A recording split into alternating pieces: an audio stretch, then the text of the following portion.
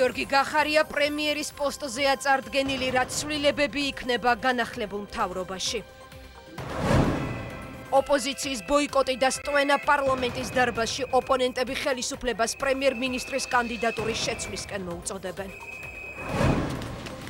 საერთაშორისო საზოგადოება ყატარის დედაქალაქში მიმდინარე მოლაპარაკების დასრულებას ელოდება. შეხვედრაზეა დამოკიდებული, შეწყდება თუ არა ავღანეთში საომარი მოქმედებები. შეჩერებული სამუშაოების სამთავისი საკათედრო ტაძართან იყო თუ არა ბილიკის მოწყობა კულტურული მემკვიდრეობის დაცვის სააგენტოსთან შეთანხმებული.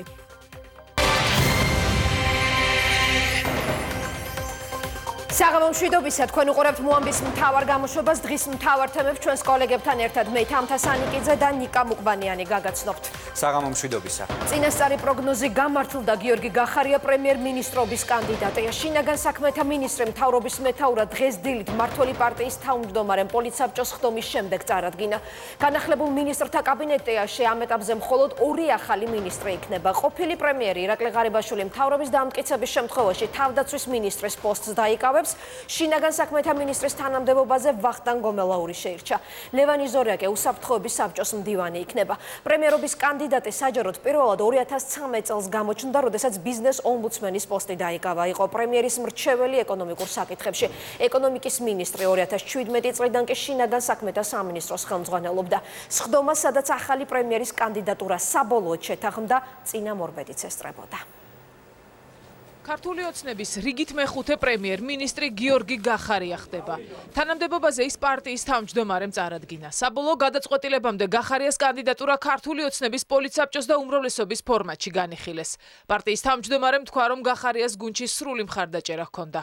შეხვედრა ჰქონდა უმრავლესობასთან და იქაც კითხვებიც არ დასმულა და ეს არის ობიექტური შეფასება ჩვენი არჩევისა. თქვენს ჟურნალისტებიც და საზოგადოებაც კარგად ისწრებს გიორგი გახარიას. მე ვფიქრობ, რომ მან საკუთარი მოვაწეობით დაწყებული ბიზნეს ომბუდსმენიდან, შემდგომ ის გახდათ ეკონომიკის მინისტრი, შინაგან საქმეთა მინისტრი, მან ღირსეულად დაიმსახურა ამ პოსტზე მისი წარდგენა.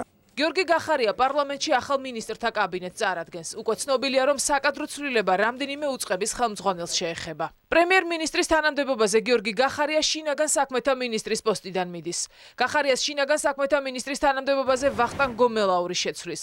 შესაბამისად, ვაკანტური რჩება სახელმწიფო უსაფრთხოების სამსახურის ხელმძღვანელის თანამდებობა. სუსის ხელმძღვანელს პრემიერის წარდგენით პარლამენტი 6 წლის ვადით ამტკიცებს. ცვლილებაა თავდაცვის უწყებაშიც. თავდაცვის მინისტრის თანამდებობას ირაკლი ღარიბაშვილი დაიკავებს.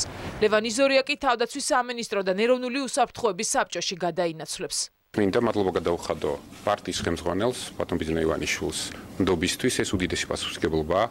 რა თქმა უნდა, მადლობა მინდა გადავხადო პარტიის თითოეულ წევრს პოლიცსაბჭოს ასეთი მხარდაჭერისთვის და მადლობა მინდა გადავხადო ჩემს წინამორბედ ბატონ მამუკა ბახტაძეს გაწეული შრომისთვის. დღეს ამ გადაწყვეტილების შემდეგ მე წარვადგენ მთავრობის შემადგენლობას და პროგრამას პარლამენტში და მინდა ასევე გითხრათ, რომ მთავრობის შემადგენლობაში იქნება მცირედი ცვლილებები. შინაგან საქმეთა მინისტრის პოსტს დაიკავებს ბატონი ვახტანგ გომელაური, ხოლო თავდაცვის მინისტრის პოსტს დაიკავებს ბატონი ირაკლი ღარიბაშვილი. ეს ცვლილებები გააძლიერებს მთავრობას და გააძლიერებს პოლიტიკურ გუნდს. ბატონი ლევანი ზორია ასევე დაიკავებს მაღალ თანამდებობას ჩვენს გუნდში. ის უხელმძღვანელებს უშიშროების საბჭოს. ეს არის ცვლილებები, რომლებიც დარწმუნებული ვარ, რომ გააძლიერებს გუნდს და გახდის მას უფრო ეფექტურს, რაც ყველაზე მთავარია. პრემიერ-მინისტრობის კანდიდატი გიორგი გახარია ქართულ პოლიტიკაში ქართული ოცნების ხელისუფლებაში მოსვლის შემდეგ გამოჩნდა. 2017 წლის 13 ნოემბრიდან დღემდე შინაგან საქმეთა მინისტრის თანამდებობას იკავებდა. მანამდე 1 წლის განმავლობაში ეკონომიკისა და მდგრადი განვითარების მინისტრის პოსტზე მუშაობდა. 2014 წლის დეკემბრიდან 2016 წლის სექტემბრამდე იყო ეკონომიკური საბჭოს მდივანი. მანამდე კი დაახლოებით 3 წლის განმავლობაში ეკავა ბიზნეს ომბუდსმენის თანამდებობა. შინაგან საქმეთა მინისტრობის კანდიდატი ვახტანგ გომელაური სახელმწიფო უსაფრთხოების გენერალ-ლეიტენანტი. 2015 წლიდან დღემდე იყო სახელმწიფო უსაფრთხოების სამსახურის უფროსი. მანამდე დაახლოებით 6 თვის განმავლობაში ეკავა შინაგან საქმეთა მინისტრის თანამდებობა. მისი პოლიტიკური კარიერა 2013 წელს შინაგან საქმეთა მინისტრის მოადგილეობიდან დაიწყო. 2013 წლამდე იყო ბიძინა ივანიშვილის დაცვის უფროსი. რაც შეეხება თავდაცვის მინისტრობის კანდიდატს, ირაკლი ღარიბაშვილმა გახარიას და გომელაურის მსგავსად პოლიტიკური საქმიანობა ქართულ ოცნებასთან ერთად დაიწყო. თითქმის 4 წლიანი ტაიმაუტის შემდეგ ის აქტიურ პოლიტიკაში 2019 წლის 5 მარტს დაბრუნდა და პარტია ქართული ოცნება დემოკრატიული საქართველოს პოლიტიკური მდივანი გახდა.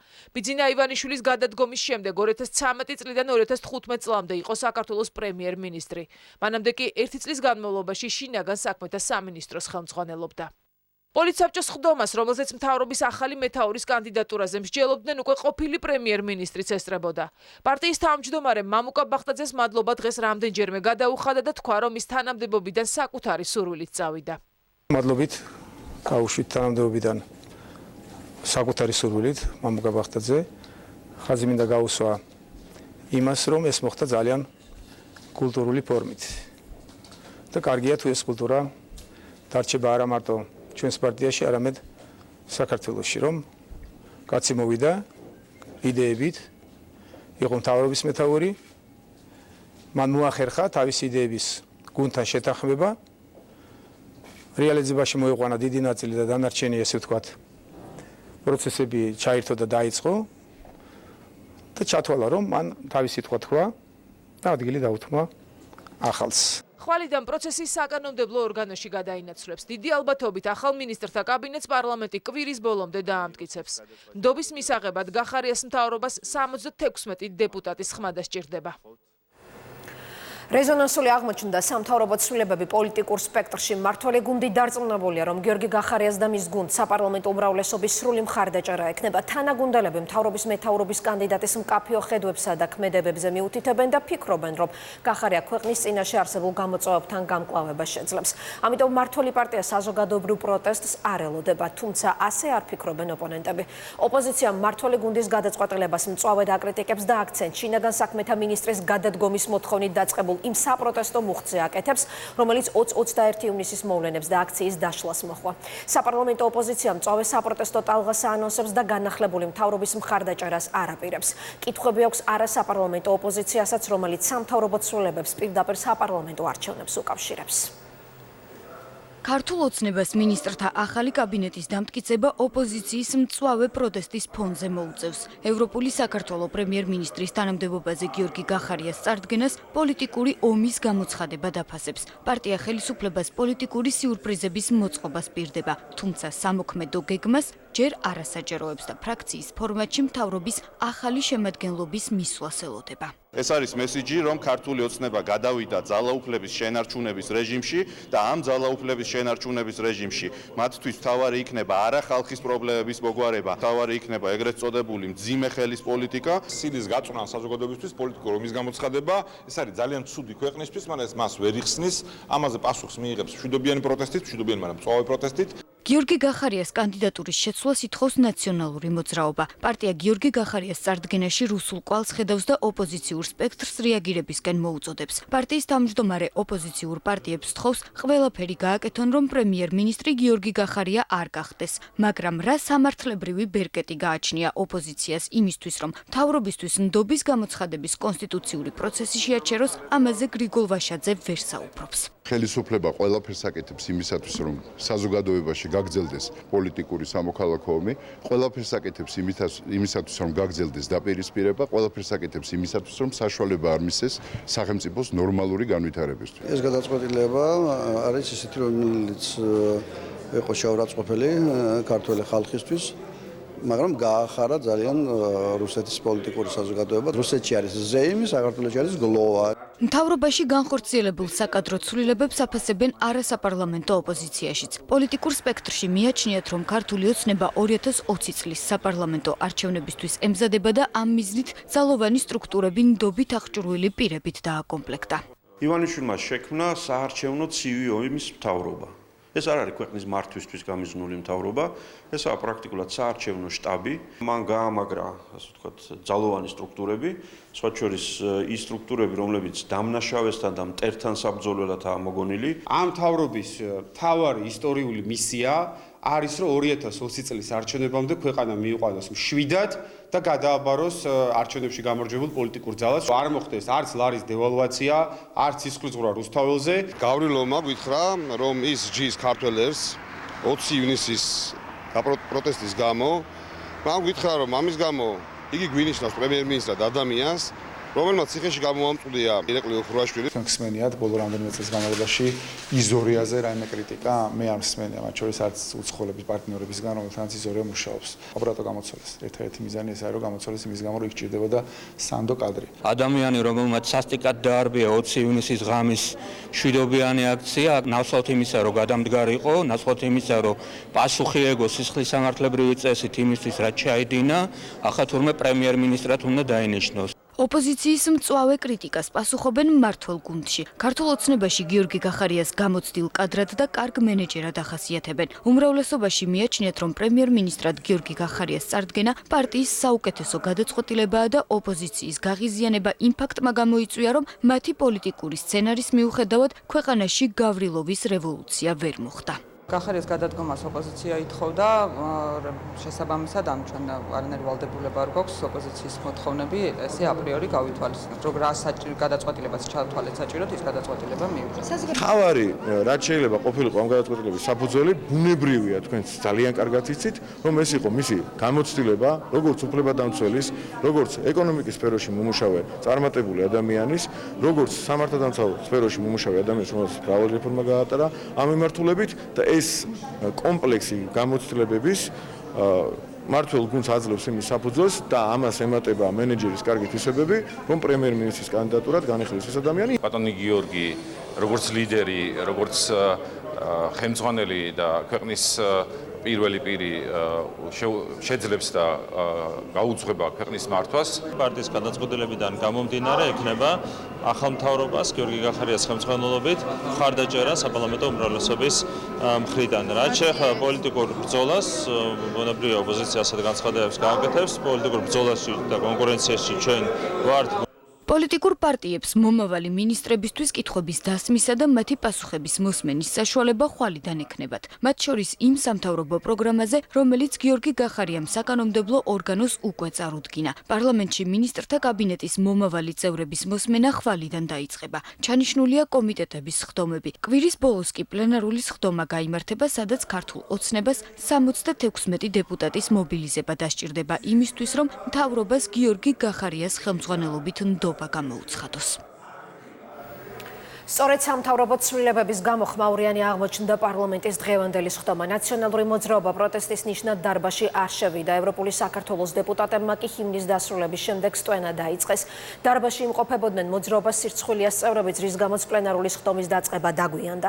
განცხადებების დიდი ნაწილი პრემიერად გიორგი გახარიას წარდგენას და 20-21 ივნისის მოვლენების შეფასებას დაეთმო, რა დროსაც ქართული ოცნების ლიდერებმა ოპონენტებს წარსული არაერთხელ შეახსენეს. სასტვენის ხმა პარლამენტის სხდომათა დარბაზში საშემოდგომო სესიის ჰიმნით გახსნის შემდეგ გაისმა. ამ ფორმით ევროპული საქართველოს წევრებმა გიორგი გახარიას პრემიერ-მინისტრობის კანდიდატად წარდგენა და მინისტრთა კაბინეტში დაგეგმილი ცვლილებები გააპროტესტეს. ასე გადაწყვიტეს ჩვენმა კოლეგებმა, რომ დღეს ქვეყანაში არსებული დემოკრატია და დემოკრატიის ხარისხი გამოხატონ. მანდატურებს თხოვ, რომ მოგცენ სხდომის წარმართვის საშუალება. დარბაზში წესრიგის უზრუნველყოფის თხოვნით მანდატურებს პარლამენტის თავმჯდომარემ 4-ჯერ მიმართა. არჩილ თალაკვაძემ კოლეგებს რეგლამენტით შეახსენა, თუმცა დაახლოებით 20 წუთის განმავლობაში მუშაობის დაწყება მაინც ვერ მოხერხდა. ვინაიდან გაფრთხილებას არ დაემორჩილნენ ჩვენი კოლეგები, ასევე რეგლამენტის 224 მუხლის თანახმად მათ მოუწევთ დარბაზის დატოვება.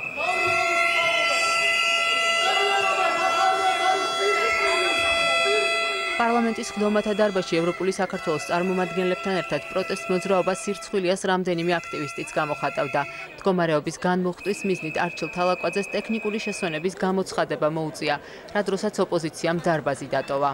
მას შემდეგ, რაც ხელისუფლებამ შეურაცხყოფა მიაყენა საზოგადოებას, სამართლიან პროტესტს, რომ ჯალათი გახარია გადამდგარიყო და დანიშნეს პრემიერ-მინისტრად, მოქალაქეებს ჰქონდათ მშვიდობიანი პროტესტის სრული უფლება, მათ უბრალოდ აი ესე ჩაუკეტეს კარი, იძალადეს, დაარღვიეს კანონი და არ შემოუშვეს, რა თქმა უნდა, ვალდებული ვარ როგორც დეპუტატი, რომ ეს პროტესტი შევიტანო შიგნით დარბაზში და ყოველ ჯერზე იქნება ესე. ტექნიკური შესვენების შემდეგ სხდომა დეპუტატების განცხადებებით განახლდა. უმრავლესობის წევრებმა გახარიას პრემიერ-მინისტრობის კანდიდატად წარდგენას საუკეთესო გადაწყვეტილება. სირცხვილი კი ნაციონალური მოძრაობისა და ევროპული საქართველოს საქმიანობას უწოდეს. მე მინდა მიუსამძიმრო ნაციონალურ მოძრაობას თავის ყველა დანაყოფით, ყველას ერთად გავრილობის რევოლუცია არ შედგა. სათქმელი არაფერი აქვთ, სტვენაზე გადავიდნენ, კამარადან ვერ გამოვიდა ეს ხალხი. სირცხვილია ოკუპაციის თემით სპეკულირება. სირცხვილია პარლამენტარის მიერ პარლამენტისკენ შტურმის მოწოდება. და ნაციონალური მოძრაობაა სირცხვილი. თავარი სირცხვილი ამ ქვეყნის. კი, მაგრამ რა გააკეთეთ იმისთვის, რომ ნაციონალური მოძრაობა დასუსტებულიყო? რამე გააკეთეთ? თქვენ არ გააძლიერეთ ნაციონალური მოძრაობა უმოქმედობით. სააკაშვილ ბოკერიები არის ყველაზე დიდი მეტასტაზი ჩვენს ქვეყანაში. მე მესმის და ყველამ კარგად იცით, რომ კიბოს უნდა უმკურნალო პირველ, მაქსიმუმ მეორე სტადიაზე და მესამე სტადიაზე უკვე კონსერვაცია თუ არის შესაძლებელი და თქვენ მეოთხე სტადიამდე მიუშვით ეს მეტასტაზი.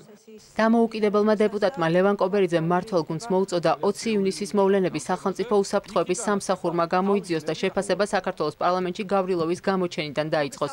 საპარლამენტო უმრავლესობას მიაჩნია, რომ ოპონენტებს დესტაბილიზაციის მცდელობა აქვთ და სიმართლის დადგენა არ სურთ. ერთადერთი მიზანი ამ სტრატეგიისა არის ის, რომ ტოლობის ნიშანი დასვან იმ ბოროტებას შორის, რაც ჩაიდინეს, თარიღებს აღარ ჩამოვთვლი, მხოლოდ 2011 წლის 26 მაისი ეყოფა და იმ მოვლენებს შორის, რომელსაც სამწუხაროდ ადგილი ჰქონდა სულ ეხლახანს 20-21 ივნისს. ეს ტოლობის ნიშანი არ დაისმევა. საზოგადოებას კარგად ესმის, რომ მკვლელობა, წამება, შეურაცხყოფა არის იყო სახელმწიფოს სტრატეგია. ეს სტრატეგია სახელმწიფოს არ გააჩნია და არც მაშინ იყო, როდესაც იგერიებდა შეტევას პარლამენტზე. 2008 წელს ჩვენი ტერიტორიების 20% ჩააბარა წინა ხელისუფლებამ ოკუპანტ რუსებს. არ მივიღებ მათგან არავითარი ტიპის შენიშვნას და ოკუპაციაზე ლაპარაკს. და ბოლოს ახალგაზრდების ერთი ნაწილი, რომლებიც 1000-ნაირი მაქინაციებით თავს იძვრენენ, რომ ჯარში არ წავიდნენ და შემდეგ საოკუპაციო ხაზთან მიდიან და შიშველი უკანალებით ებრძვიან ოპოზიციას, არც მათგან არ მივიღებ ოკუპაციაზე ლაპარაკს. დამლაგებელმა შემოუშვა გავრილოვი და დასვა იმ სკამზე.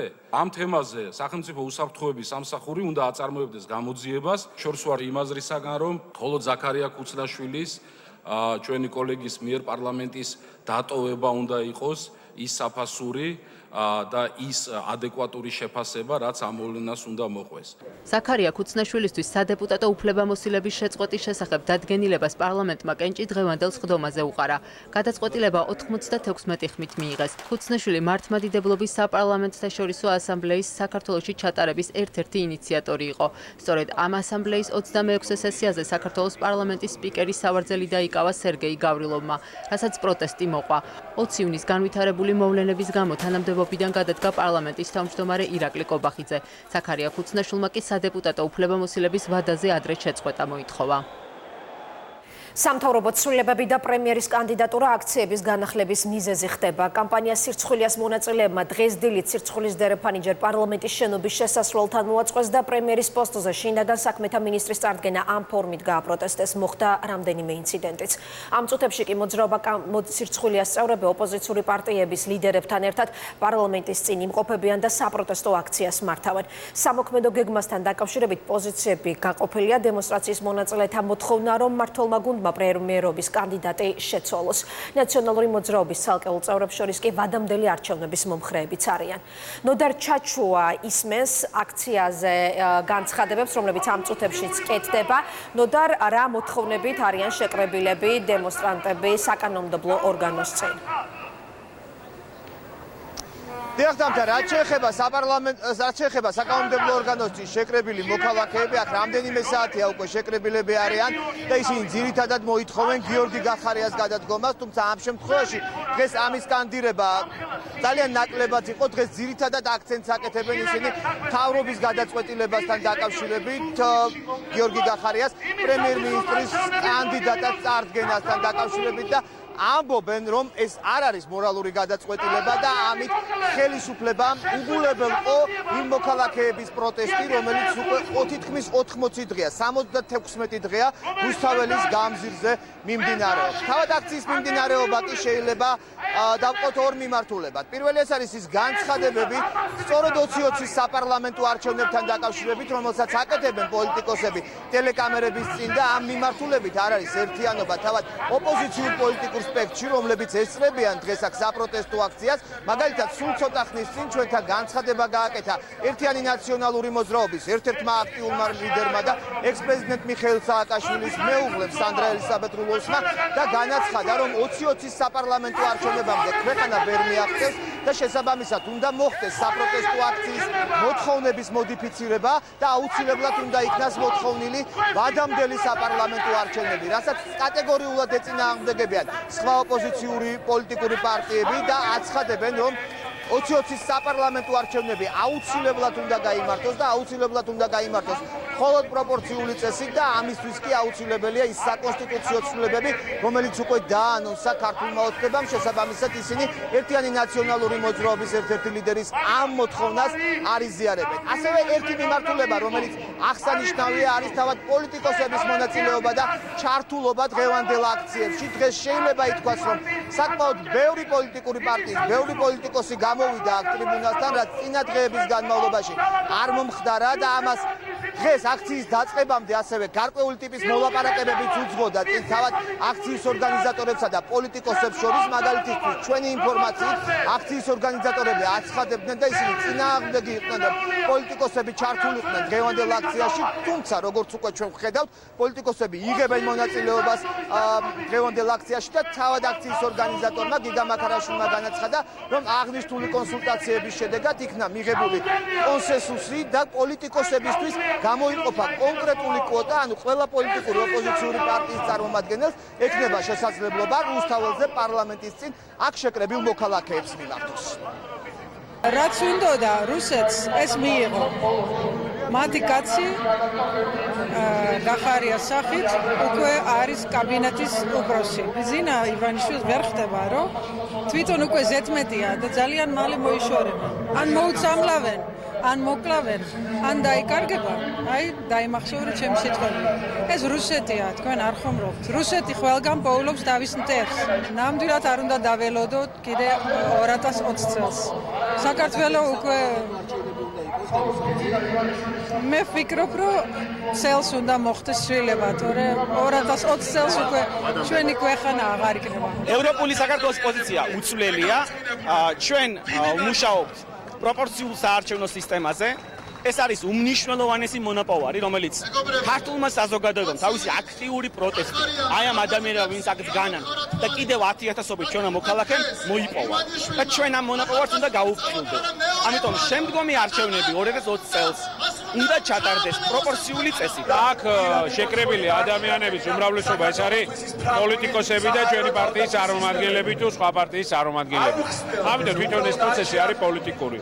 მე არ დავმალავ, რომ იყო ჩვენ განხილვა ნამდვილად და დისკუსია იმ ფორმატთან დაკავშირებით, რაც არის დღეს აქციაზე, იმიტომ რომ თუ შევხედავთ შედეგობრივად გახარიას გადადგომის ნაცვლად გახარია დააწინაურეს, ხო?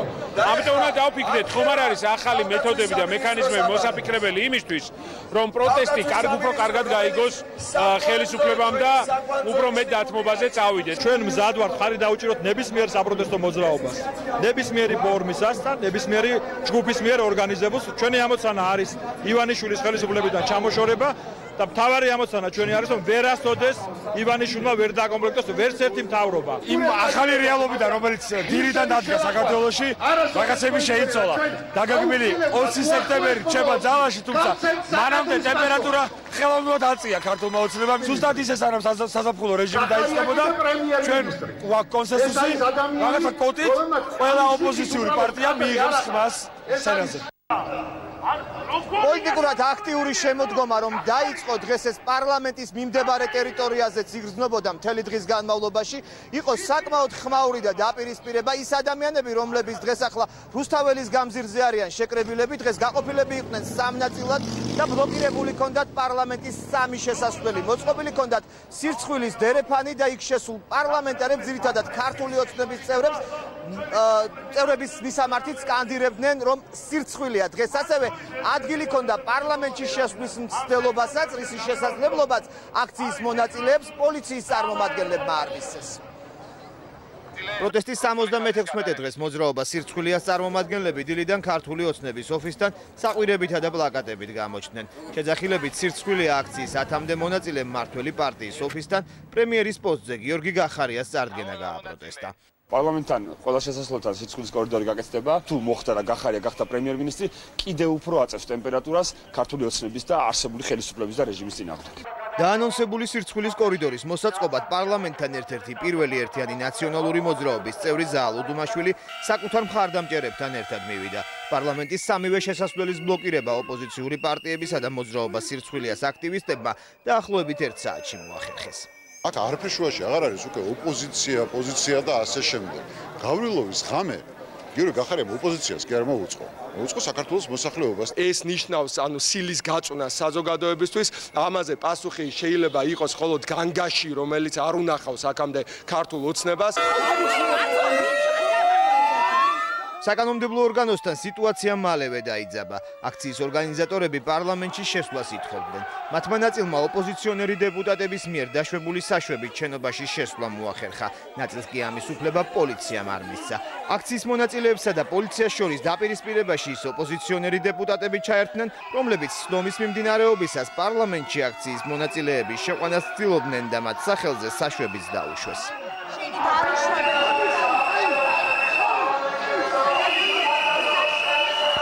პარლამენტთან განვითარებული მოვლენების პარალელურად სოციალურ ქსელში ექს-პრეზიდენტ მიხეილ სააკაშვილის განცხადება გამოჩნდა. მან აქციის მონაწილეებს გააქტიურებისკენ მოუწოდა. ივანიშვილის ბოლო ნაბიჯები მთლიანად აცლის მის ხელისუფლებას ლეგიტიმურობას. ეს აღარაა კანონიერი ხელისუფლება, არამედ არის მოძალადე უზურპატორის რეჟიმი, ხოლო მოძალადე უზურპატორის წინააღმდეგ ნებისმიერი ქმედებები მორალის ფარგლებში გამართლებულია ისტორიულად, სამართლებრივად და ზნეობრივად. საქმე ეხება ქვეყნის ყოფნა არ ყოფნას. ერთადერთი რისი უფლებაც არ გვაქვს არის უმოქმედობა და დანებება. ეს არის ნაციონალური მოძრაობის მიერ დაგეგმილი და ორგანიზებული აქცია მას შემდეგ, რაც საქართველოში გავრილოვის რევოლუცია არ შედგა, რაც ძალიან უნდათ. შტურმის შემდეგ, შტურმით აღების მცდელობის შემდეგ, როდესაც ეს შტურმი არ განხორციელდა და გავრილოვის რევოლუცია არ შედგა, ამის შემდეგ დაანონსებული აქციებია. როდესაც ძალა ჰქონდათ, არბევდნენ, კლავდნენ, აწამებდნენ, როდესაც ძალა მოაკლდათ, გადავიდნენ შტვენაზე. ასე რომ მე ვფიქრობ ეს პასუხი ზუსტად შესაბამება ადეკვატურია იმ კომენტარებისა, რაც ჩვენმა ოპონენტებმა გააკეთეს. მალევე პარლამენტთან ერთიანი ნაციონალური მოძრაობისა და მასთან კოალიციაში მყოფი ოპოზიციური პარტიების პირველი პირები გამოჩნდნენ. მათ პარლამენტთან საღამოს 7 საათზე აქციის ჩატარება დაანონსეს და მოძრაობა სირცხვილიას ორგანიზატორებს იგივე შინაარსის განცხადების გაკეთება რამდენიმე წუთით დაასწრეს. ჩვენ ყველა წევრს და მხარდამჭერს მხედველობაში მაქვს გაერთიანებული ოპოზიციის ყველა წევრი პარტიის წევრი და მხარდამჭერი. დღეს 7 საათზე პარლამენტთან ხმამაღლა ვთქვათ ის ჩვენი სათქმელი, რაც გვაქვს და რაც იმას ნიშნავს, რომ აღარ მოვითმენთ ამდენ დამცირებას. დღეს 7 საათზე სამოქალაქო საზოგადოებას რასაც შეუძლია კანონიერების ფარგლებში, ჩვენ ეს უნდა გავაკეთოთ. ამ განცხადებების შემდეგ აქციის ორგანიზატორებსა და პოლიტიკური პარტიების წარმომადგენლებს შორის კონსულტაციები მედიის გარეშე გაიმართა. ასე ვითარდებოდა დღეს მთელი დღის განმავლობაში პარლამენტის წინ და პარლამენტის მიმდებარე ტერიტორიაზე მოვლენები. ამ წუთებში, როგორც უკვე გითხარით, საპროტესტო აქცია გრძელდება, თავად საპროტესტო აქციის ფორმატის ერთგვარი ცვლილება მოხდა, მაგალითისთვის თუ აქამდე პოლიტიკოსები არ გამოდიოდნენ, დღეს უკვე პოლიტიკოსები აქტიურად იღებდნენ აქციაში მონაწილეობას და როგორც ჩვენ აქციის ერთ-ერთი ორგანიზატორისგან გავიგეთ, უკვე მომდევნო დღეებშიც აქ პოლიტიკოსებისთვის იქნება გამოყოფილი გარკვეული კვოტა და ყველა ოპოზიციური პოლიტიკური პარტიის წარმომადგენლებს ექნება შესაძლებლობა საკუთარი მოსაზრება გააცნონ აქ შეკრებილ მოქალაქეებს. რაც შეეხება სამოქმედო გეგმებთან დაკავშირებით, ჯერჯერობით ბევრი არ არის ცნობილი, ერთადერთი ის არის ცნობილი, რომ საზაფხულო რეჟიმი დასრულებულია, ახლა უკვე აქტიურ რეჟიმზე არიან, აქტიურ საპროტესტო რეჟიმზე არიან აქციის მონაწილეები გადასული და ისინი ემზადებიან 20 სექტემბრისთვის და როგორც თავად ამბობენ 20 სექტემბერს იქნება გრანდიოზული აქცია, საპროტესტო აქცია და სწორედ ამ აქციაზე კიდევ ერთხელ დააყენებენ საკუთარ მოთხოვნებს და გააპროტესტებენ მთავრობის გადაწყვეტილებას გიორგი გახარიასთან დაკავშირებით. მადლობა, ეს იყო ნოდარ ჩაჩუადა ჩართვა პარლამენტის წინ მიმდინარე აქციიდან. განახლებულ მინისტრთა კაბინეტთან ერთად პარლამენტს სამთავრობო პროგრამის მოსმენაც მოუწევს. 36 გვერდიანი დოკუმენტი უკვე პარლამენტშია. ქვეყნის განვითარების ხედვის ძირითადი პრინციპები თითქმის უცვლელი რჩება. აქცენტი გაკეთებულია 4 მიმართულებაზე. ესენია უსაფრთხოება და ადამიანის უფლებები, ეკონომიკური განვითარება, განათლება და ადამიანური კაპიტალი და სახელმწიფო მმართველობა. განსაკუთრებული აქცენტი საგარეო პოლიტიკაზე, ევროკავშირსა და ნატოში, საქართველოს ინტეგრაციაზე და დეოკუპაციაზე კეთდება. სალომე ქოქიაშვილი გააცნო სამთავრობო პროგრამას. სალომე, რა გეგმებით და პრიორიტეტებით აპირებს პრემიერის თანამდებობაზე გიორგი გახარია ამისვლას? თამთა, როდესაც ჩვენ ვსაუბრობთ პრიორიტეტებზე, ალბათ მნიშვნელოვანია გავითვალისწინოთ ისიც თუ როგორი თანმიმდევრობით არის ჩამოთვლილი და დასმული საკითხები სამთავრობო პროგრამაში და რითი იწყებს მაგალითად სამთავრობო პროგრამაში საუბარს პრემიერ-მინისტრობის კანდიდატი. თუ ჩვენ ამ პროგრამას გადავავალებთ თვალს, ვნახავთ, რომ პირველსავე ციტატაში გიორგი გახარია საუბრობს იმაზე, რომ ერთის მხრივ საქართველოს კიდევ უფრო მეტად უნდა გააქტიუროს საერთაშორისო პარტნიორებთან ურთიერთობები და მეორეს მხრივ გააკეთოს ყველაფერი იმისათვის, რომ ოკუპაციის პრობლემის მოგვარება მოხდეს. ამ ნაწილში შეიძლება ითქვას, რომ საგარეო ურთიერთობები და დეოკუპაციის ნაწილში საკმაოდ მოცულობითი არის სამთავრობო პროგრამა და ჩვენ ვკითხულობთ, რომ მაქსიმალურად უნდა გააქტიურდეს ძალისხმევა როგორც საერთაშორისო პარტნიორებთან, ისე საერთაშორისო ორგანიზაციებთან იმისათვის, რომ ერთის მხრივ მოხდეს ოკუპაციის პრობლემის მშვიდობიანი გადაჭრა, საქართველოს ტერიტორიული მთლიანობის აღდგენა და მეორეს მხრივ რუსეთის იძულება შეასრულოს ის ვალდებულებები, რომელიც ოკუპანტმა სახელმწიფომ 2008 წლის 12 აგვისტოს იკისრა. გარდა ამისა, პრიორიტეტთა ჩამონათვალში ბუნებრივია ვხვდებით ჩვენ იმას, რომ საქართველოს მნიშვნელოვანი პრიორიტეტებად რჩება კვლავინდებურად ნატოში ინტეგრაცია, ისევე როგორც მნიშვნელოვანი მიმართულება არის ქვეყნის განვითარებისთვის მისი ევროპული მომავალი და ამ შემთხვევაში პრემიერ-მინისტრობის კანდიდატი საუბრობს, რომ მაქსიმალურად უნდა მისდიოს საქართველოს როგორც ასოცირების დღის წესრიგს, ისე უნდა უზრუნველყოს იმ საგზაო რუკის იმპლემენტაცია, რომელიც საქართველოს უკვე აქვს ევროპასთან დაახლოების თვალსაზრისით. გარდა ამისა, საკმაოდ მოცულობითი არის შეიძლება ითქვას სამთავრობო პროგრამის და ხედვების ეკონომიკური ნაწილიც, სადაც განსაკუთრებული აქცენტი კეთდება სიღარიბის აღმოფხვასა და დასაქმებაზე.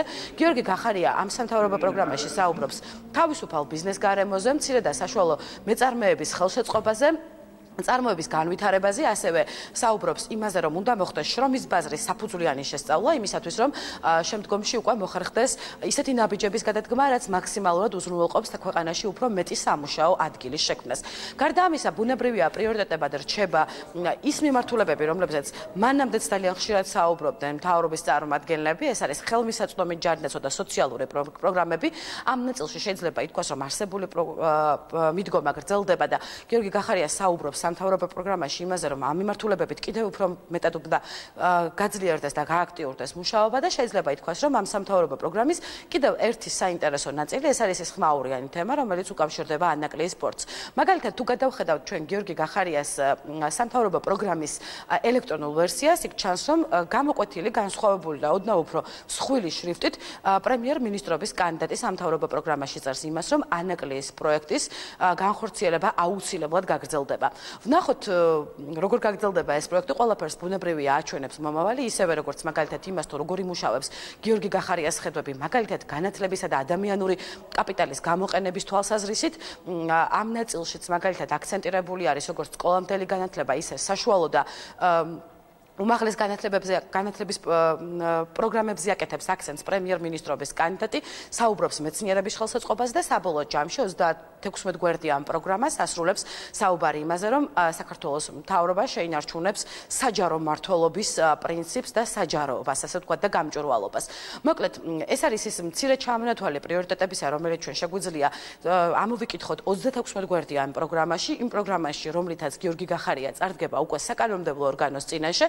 საბოლოო გადაწყვეტილებას, როგორც ცნობილია, ამასთან დაკავშირებით გამოუცხადებს თუ არა ნდობას გიორგი გახარიას ხედვებსა და მის სამთავრობო გუნდს საკანონმდებლო ორგანო მიიღებს კვირას, მანამდე კი უკვე ხვალიდან, მაგალითად, ის მინისტრები, უბრალოდ მინისტრობის კანდიდატები, რომლებიც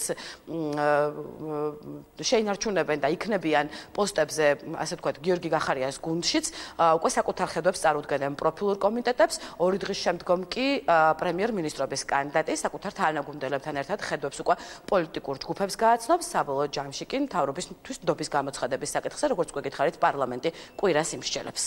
მადლობა, ეს იყო სალომე ქოქიაშვილი, რომელმაც განახლებული სამთავრობო პროგრამის ძირითადი აქცენტები და გზავნილები გაგვაცნო. ნიკა მუკბანიანი დღის სხვა ახალი ამბებით. მთავარი მიზეზი თუ რატომ უნდა შესთავაზოს ევროკავშირმა საქართველოს გაწევრიანება არის ის, რომ საქართველოს ტერიტორია ოკუპირებულია. ამის შესახებ ესტონეთის პრეზიდენტმა სლოვენიაში ქალაქ ბლედში გამართულ სტრატეგიულ ფორუმზე განაცხადა, სადაც ევროკავშირის გაფართოების საკითხებზე იმსჯელეს. კერსტი კალიულაიდის თქმით, ევროკავშირისთვის გაფართოება კვლავაც აქტუალურ საკითხად რჩება და დასავლეთ ბალკანეთის მაგალითი რეგიონის სხვა ქვეყნებზეც უნდა აისახოს. ესტონეთის პრეზიდენტი აღნიშნავს, რომ დასავლეთ ბალკანეთის ქვეყნების გარდა არიან სხვა ქვეყნებიც, რომლებიც ევროპისკენ იყურებიან და ითხოვენ, რომ ერთ დღესაც მათაც მიეცეთ შანსი. მისი თქმით, თუ საქართველოს შეძლებს გახდეს ისეთივე კარგი რეფორმატორი ქვეყანა, როგორებიც დასავლეთ ბალკანეთის ქვეყნები არიან, ევროკავშირმა გაწევრიანების პერსპექტივა საქართველოსაც უნდა შესთავაზოს. მისივე განცხადებით, ამ პერსპექტივაზე უარის თქმა ევროპის ნაწილზე რუსეთის გავლენის აღიარება იქნებოდა. ევროკავშირის გაფართოებისადმი მტკიცე მხარდაჭერა გამოხატა ასევე სლოვენიის პრეზიდენტმა ბორუტ პაჰორმა. მისი თქმით, ეს საკითხი მუდმივად უნდა რჩებოდეს ევროკავშირის დღის წესრიგში. ევროკავშირმა უნდა განაგრძოს რეგიონის ქვეყნების დახმარება, რათა მათ შეძლონ გაწევრიანებისთვის დადგენილი კრიტერიუმების შესრულება. ევროპას არ აქვს ალტერნატივა, ყოველ შემთხვევაში კარგი ალტერნატივა, როდესაც საქმე შეეხება მშვიდობასა და სტაბილურობას, განაცხადა ბორუტ პაჰორმა. მთავარი მიზეზი თუ რატომ ამ მნიშვნელოვანი ის, რომ ჩვენ არ მივუყუროთ კარი, საქართველოს არის ოკუპაცია. საქართველოს ტერიტორია ნაწილობრივ ოკუპირებულია და ეს გაყინული კონფლიქტიც კი არ არის. ოკუპაცია სამხრეთ ოსეთში ამ წუთებშიც მიმდინარეობს.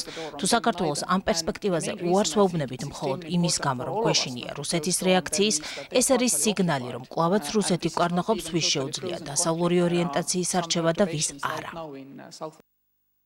გვატემალის საგარეო საქმეთა მინისტრი სანდრა ხოველპოლანკო საქართველოს პირველი ოფიციალური ვიზიტით სტუმრობს. ვიზიტის ფარგლებში ომხრივი შეხვედრა უკვე გაიმართა საქართველოსა და გვატემალის საგარეო საქმეთა მინისტრებს შორის.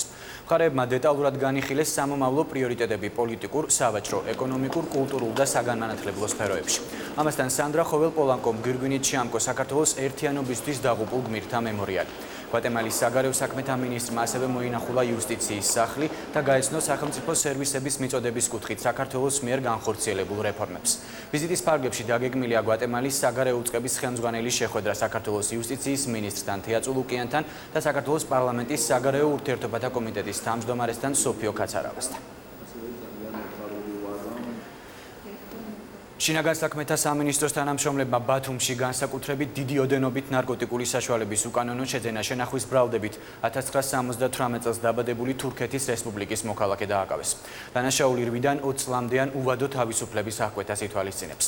სამართალდამცველებმა დაკავებულის პირადი ჩხრეკისას 684 აბი, ხოლო მისი დროებითი საცხოვრებელი სახლიდან 263 აბის სუბოქსინი ნივთმტკიცება დამოიღეს. გამოძიება განსაკუთრებით დიდი ოდენობით ნარკოტიკული საშუალების უკანონო შეძენა შენახვის ფაქტზე მიმდინარეობს.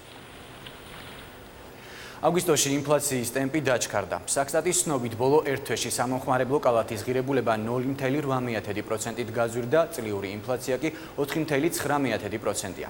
ბოლო ერთ წელიწადში სურსათი 8%-ით არის გაზვირებული, ხილი და ყურძენი 18%-ით, თევზეული 16%-ზე მეტად, პურპროდუქტებზე 12%-იანი ფასების ზრდაა, ხორცი 9%-ით, რძის პროდუქტები კი 6.5%-ით არის გაზვირებული. თამბაქოს ნაწარმზე 29%-იანი ზრდაა, ჯანდაცვის სექტორში კი თითქმის 4%-იანი. ინფლაციის მაჩვენებელი ერთ-ერთი ძირითადი ფაქტორია, რომელზე დაყრდნობით და ცვალ ეროვნული ბანკი მონეტარულ პოლიტიკას განსაზღვრავს. სწორედ ფასების სტაბილურობაა ცენტრალური ბანკის მონეტარული პოლიტიკის მთავარი მიზანი. სოფელ კარდენახის მიმდებარე ტერიტორიაზე მდინარე ალაზანში 12 წლის ბავშვი დაიხრჩო. მოზარდი გურჯაანის მუნიციპალიტეტის სოფელ კოლაგიდანაა. თვითმხილველების განცხადებით ის მდინარეზე ოჯახის წევრებთან და ახლობლებთან ერთად იმყოფებოდა და მდინარის დინებამ წაიღო. არასრულწლოვნის ცხედარი მდინარიდან ყვინთავების დახმარებით უკვე ამოიტანეს. ადგილზე ექსპერტ-კრიმინალისტები მუშაობენ. მომხდარზე გამოძიება თვითმკვლელობამდე მიიყვანის მუხლით მიმდინარეობს.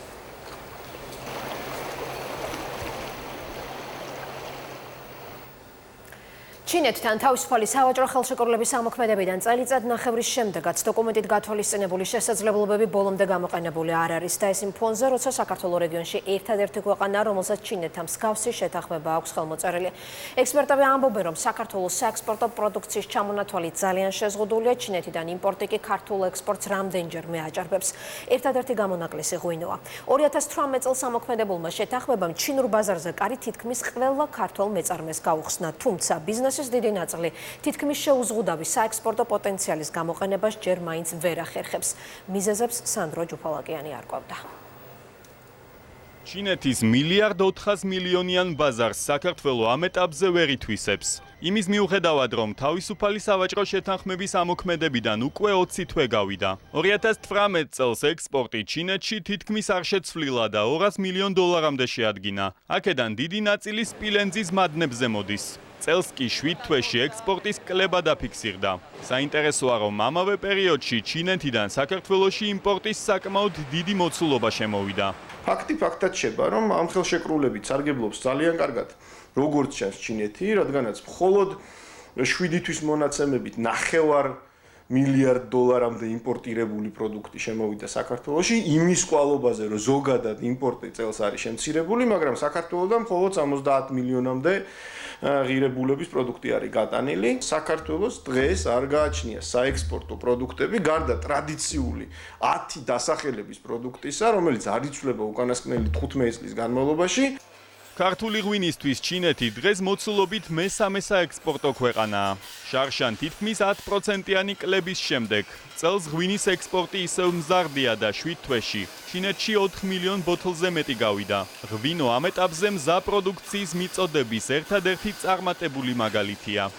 2013 წელს ჩვენ გავყიდეთ ჩინეთში დაახლოებით 140,000 ბოთლი ქართული ღვინის. 2017 წლის ბოლოსათვის გაიყიდა 8,9 მილიონი ბოთლი. ჩვენ ვერ ვიტყვით, რომ უახლოეს წლებში ჩინეთის ბაზარი მთლიანად შეცვლის რუსეთის ბაზარს, მაგრამ დინამიკა აშკარად იქნება პოზიტიური. არის კარგი პერსპექტივა, რომ გავზარდოთ ჩვენ არა მარტო მოცულობა, არამედ ცნობადობაც. საექსპორტო პოტენციალის ათვისების კიდევ ერთი იმედი ერთობლივი საწარმოების შექმნას უკავშირდება. მაგალითად, ქუთაისში ჩინური კომპანია ელექტრომობილების ქარხანას აშენებს. შესაძლოა ჩინეთში ექსპორტისთვის მსგავსი სქემით საწარმოები საქართველოში სხვა ქვეყნებმაც აამოქმედონ. პრობლემა გვაქვს საექსპორტო პროდუქტების სიმწირეში. ცოტა გვაქვს საექსპორტო პროდუქცია. ლაპარაკი არის, რომ ჩინური კომპანიები დაინტერესდებიან თავისუფალი ვაჭრობის შეთანხმებით ევროკავშირთან, ეს არის ერთი მიმართულება, მაგრამ ზუსტად ასევე ევროკავშირის კომპანიები შეიძლება დაინტერესდნენ თავისუფალი ვაჭრობის შეთანხმებით ჩინეთთან. საქართველოსთან ექსპორტის ნახევარზე მეტი დღეს D10 ქვეყნებზე მოდის. მეოთხედი ევროკავშირში გადის. თითქმის ამდენივე დანარჩენ ქვეყნებში, მათ შორის ჩინეთში. ავღანეთში ომის დასრულებას ამერიკის და თალიბანის წარმომადგენლები ყატარის დედაქალაქში მიმდინარე შეხვედრაზე ცდილობენ. მოლაპარაკების მაგიდასთან ორი მთავარი საკითხია შესათანხმებელი. ავღანეთში ამერიკის სამხედრო კონტინგენტის შემცირება და უსაფრთხოების გარანტიები თალიბების მხრიდან. ამერიკის შეერთებულ შტატებში ავღანეთში 2001 წლის 11 სექტემბრის ტერაქტიდან ერთ თვეში შევიდა და თალიბანი მმართველობას მაშინვე ჩამოაშორა, თუმცა რადიკალურმა მოძრაობამ ამბოხება დაიწყო და ტერაქტების გამო ქვეყანა უკვე თითქმის 2 ათეული წელია სამხედრო პოლიტიკურ კრიზისში. 2014 წელს ვაშინგტონმა ავღანეთში საბრძოლო მისია საწვრთნელით შეცვალა, თუმცა ადგილობრივი უსაფრთხოების ძალები ქვეყანაზე კონტროლის აღებას მაინც ვერ ახერხებენ. თალიბანთან მშვიდობა შეუძლებელია, მათ მშვიდობის მნიშვნელობა არ იციან. ერთ ადგილას ისინი მშვიდობაზე საუბრობენ, მეორე ადგილას კი იბრძვიან. ეს სალეჰ მუჰამედია ომის გამო დევნილი, რომელსაც ორი შვილი თალიბანმა მოუკლა, ორი კი საერთაშორისო კოალიციის ავიაიერიშებს ემსხვერპლა. 18 წლიანი ომის ფონზე ავღანეთის მოსახლეობის ნაწილი შეერთებული შტატების და თალიბანის მოლაპარაკებების მიმართ სკეპტიკურადაა განწყობილი. ვითარებას თალიბანის თავდასხმები ართულებს. 3 სექტემბერს რადიკალურმა მოძრაობამ ქაბულის ეგრეთ წოდებულ მწვანე ზონაში დანაღმული ტრაქტორი ააფეთქა, რასაც 16 ადამიანი ემსხვერპლა, 119 კი დაშავდა. ტერაქტის სამიზნე უცხოელები იყვნენ.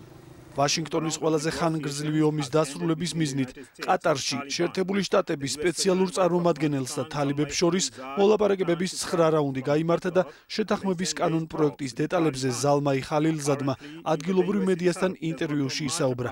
შეთანხმების მიხედვით 20 კვირის განმავლობაში შეერთებული შტატები ავღანეთიდან 5400 სამხედრო მოსამსახურეს გაიყვანს.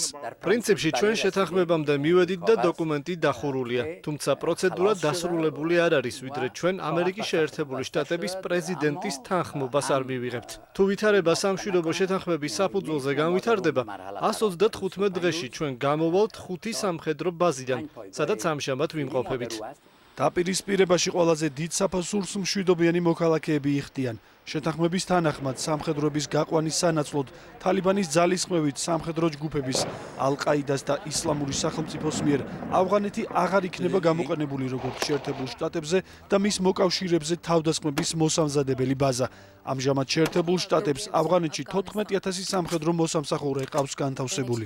ჩვენ აქ ოკუპაციის დასრულებაზე ვსაუბრობთ, რის გამოც მოლაპარაკებები გრძელდება. ჩვენ ასევე გვსურს ყურადღება გავამახვილოთ ამერიკის შეერთებული შტატების შეშფოთებაზე, რომ ავღანეთის ტერიტორია ვინმეს მიერ არ იქნას გამოყენებული. ჩვენ ფოკუსირებული ვართ ამ პრობლემების გადაწყვეტაზე, როდესაც ყველა საკითხი მოგვარდება, სხვა განცხადებებს და შეშფოთებებს ადგილი აღარ ექნება. თალიბანი ავღანეთის ტერიტორიის 70-80%-ზე კონტროლს სრულად ინარჩუნებს ან აქტიურია. შეერთებული შტატების დარჩენილი ძალების გაყვანა დამოკიდებული იქნება ავღანეთის მთავრობას და თალიბანს შორის მოლაპარაკებების დაწყებაზე და ცეცხლის შეწყვეტაზე. შეერთებული შტატების სპეციალურმა წარმომადგენელმა თალიბანთან 9 რაუნდიანი მოლაპარაკებების შედეგები ავღანეთის პრეზიდენტს აშრაფ ღანის გააცნო, თუმცა თალიბები ქვეყნის ხელისუფლებასთან დიალოგს ჯერჯერობით არ თანხმდებიან. ავღანეთი უსაფრთხოების კუთხით კრიზისშია და ამერიკის შეერთებული შტატები ავღანეთის მიმართ ვალდებულებას არ ასრულებს. ქვეყნის უსაფრთხოების ორგანიზაციები ძალიან სუსტები არიან და მტრის შეთქმულებების და თავდასხმების პრევენცია არ შეუძლიათ. კარგი იქნებოდა უსაფრთხოების უზრუნველყოფა მათ გასვლამდე, მაგრამ ამჟამად მათი გასვლა ავღანეთს დააზიანებს. თალიბანთან მოლაპარაკებების მიუხედავად, როგორც ავღანეთში, ასევე შეერთებულ შტატებში შიშობენ, რომ შეერთებული შტატების ჯარების გასვლა ავღანეთს ახალ სამოქალაქო ომში ჩაითრევს, რამაც შესაძლოა თალიბების მმართველობა დააბრუნოს და რადიკალურ ჯგუფებს ადგილზე თავშესაფარი მისცეს. დღის სხვა ახალი ამბებით ისევ ნიკა მუგბანიანი. კალიფორნიის სანაპიროსთან გემზე ხანძარს 25 ადამიანი ემსხვერპლა. კიდევ 9 დაკარგულად ითვლება. ინფორმაცია ოფიციალურმა პირებმა დაადასტურეს. ინციდენტი ლოს-ანჯელესიდან 145 კილომეტრში მდებარე სანტა-კრუზის კუნძულთან ცურავ ხომალდზე მოხდა. ხანძრის დროს გემზე სულ 39 ადამიანი იმყოფებოდა. გამოძიების ცნობით ცეცხლის გაჩენის შემდეგ მგზავრების უმრავლესობა კაიუტებში ბლოკირებული აღმოჩნდა, ნაწილი კი წყალში გადახდა. როგორც პოლიცია აცხადებს, ხანძრის დროს ჟანგბადის ავზები აფეთქდა, რამაც ცეცხლის გავრცელებას ხელი შეუწყო. დამწვარი გემი კომპანია თრუზ აკვატიკს ეკუთვნის და შიდა ტურებისთვის იყო განკუთვნილი. ბაჰამის კუნძულებზე ქარიშხალ დორიანის შედეგად 5 ადამიანი დაიღუპა. ქარიშხალი თავს კუნძულ აბაკოს დაატყდა. დაღუპულთაგან ერთი 7 წლის ბავშვია. ბაჰამის კუნძულებზე განადგურებულია 13000 სახლი. ამჟამად სტიქი ამერიკის შეერთებული შტატების სანაპიროსკენ გადაადგილდება და ფლორიდას გადავლის. საგანგებო მდგომარეობაა გამოცხადებული როგორც ფლორიდაში, ასევე სამხრეთ კაროლინასა და ჯორჯიაშიც. მიმდინარეობს ადამიანების ევაკუაცია. სინოპტიკოსების ინფორმაციით ქარიშხალი მეოთხე კატეგორიამდე შესუსტდა, თუმცა ადამიანების სიცოცხლეს ის საფრთხეს მაინც უქმნის. ბრაზილიის პრეზიდენტი ამაზონის ტყეში ხანძართან დაკავშირებით დაგეგმილ სამიტს არ დაესწრება. მიზეზი გეგმური ოპერაციაა. 2018 წლის საპრეზიდენტო კამპანიის დროს მჟაირ ბოლსონაროს მუცლის არეში დაჭრეს. ოპერაცია სწორედ ამას უკავშირდება. როგორც ბრაზილიის პრეზიდენტის პრესპიკერმა განაცხადა, ისინი სამიტზე ბოლსონაროს ნაცვლად შემცვლელს გაგზავნიან ან ღონისძიების გადადებას ითხოვენ. გაეროს გენერალურ ასამბლეაზე ამაზონის ტროპიკულ ტყეში ხანძართან დაკავშირებით საკითხს 24 სექტემბერს განიხილავენ. 2019 წელს ამაზონის ტროპიკულ ტყეში 80,000 ხანძრის კერა დაფიქსირდა, რაც რეკორდული მაჩვენებელია. ხანძრის გამო ბრაზილიის პრეზიდენტი საკუთარ ქვეყანაში და მის საზღვრებს გარეთ კრიტიკის ობიექტი გახდა. არასამთავრობო ორგანიზაციები აცხადებენ, რომ ტროპიკულ ტყეში ხანძრის კერების მომრავლება პრეზიდენტის პოლიტიკამ გამოიწვია. საქართველოს ქალთა ეროვნულმა ნაკრებმა Euro 2021-ის საკვალიფიკაციო ეტაპის მეორე შეხვედრაში ჯგუფის ერთ-ერთ ფავორიტს იტალიას უმასპინძლა და მინიმალური სხვაობით დამარცხდა. მიხეილ მეცხის სახელობის სტადიონზე გამართულ შეხვედრაში სტუმრები დიდ უპირატესობას ფლობდნენ, მაგრამ მხოლოდ ერთი გოლის გატანა მოახერხეს. საქართველოს ნაკრების კარი 24 წუთზე ტურინის იუვენტუსის ქალთა გუნდის თავდამსხმელმა კრისტინა ჟირელი მაიღო და იტალიამ 0-1 მოიგო. Euro 2021-ის საკვალიფიკაციო ეტაპის მესამე შეხვედრაში საქართველოს ქალთა ნაკრები 8 ოქტომბერს თბილისში დანიას დაუპირისპირდება.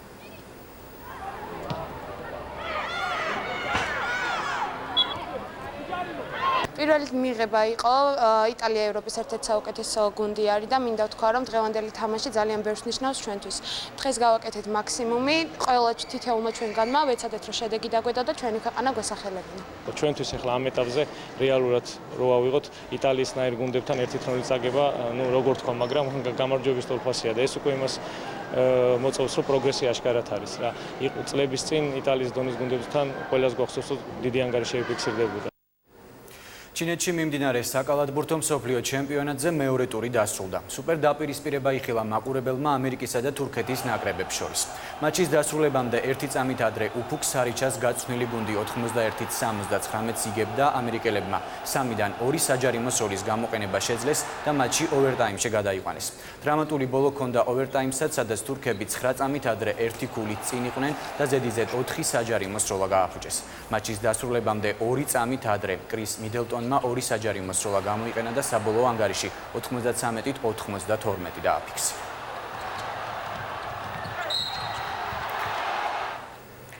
სამთავისის საკათედრო ტაძართან მისასვლელი ბილიკის მოსაწყობა დაწყებული სამუშაოები ჩერდება. გადაწყვეტილება მას შემდეგ მიიღეს, რაც კულტურული მემკვიდრეობის დაცვის სააგენტომ სამუშაოები უწყებასთან შეუთანხმებლად და ძეგლზე უხეშ ჩარევად გამოაცხადა.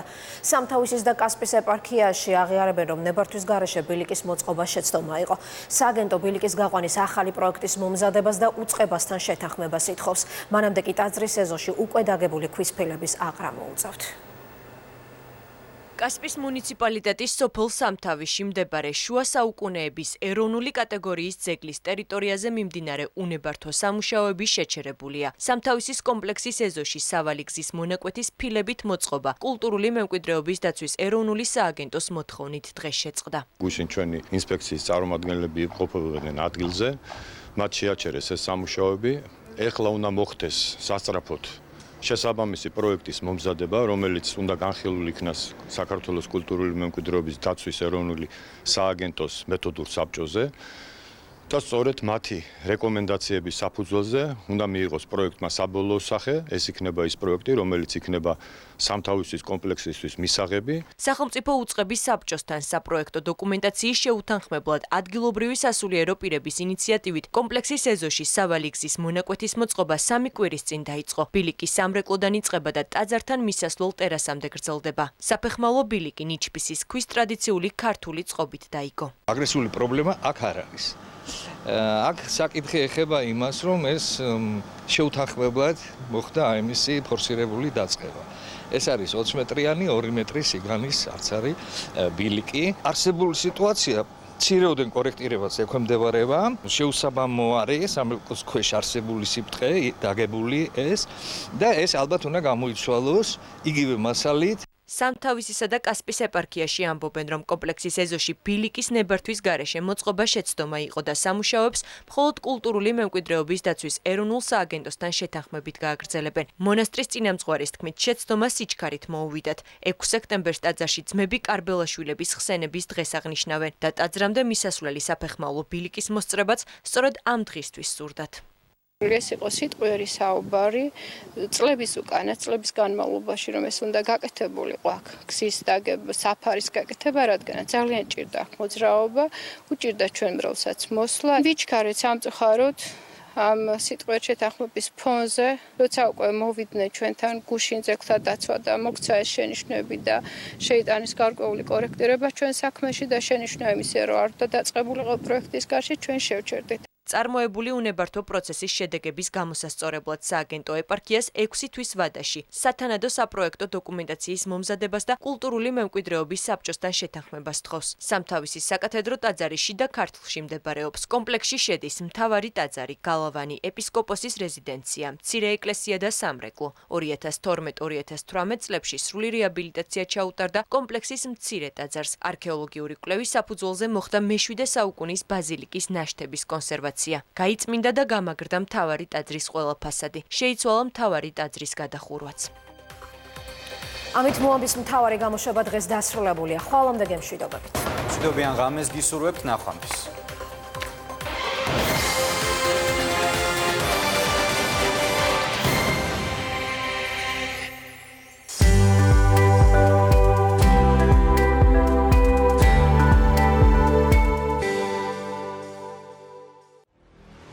დიდი რაგბი საქართველოს პირველი არხის